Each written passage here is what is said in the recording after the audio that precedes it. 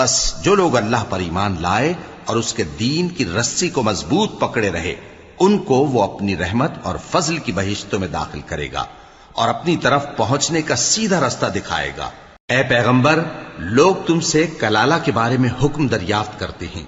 कह दो कि अल्लाह कलाला के बारे में यह हुक्म देता है कि अगर कोई ऐसा मर्द मर जाए जिसके औलाद न हो और न मां बाप और उसकी एक बहन हो, तो उसको भाई के तरके में से आधा हिस्सा मिलेगा,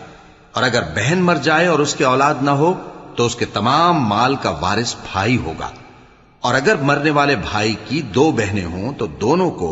भाई के तरके में से 2/3, और अगर भाई और बहन यानी मर्द और औरतें मिले जुले वारिस हों तो मर्द का हिस्सा 2 औरतों के हिस्से के बराबर है।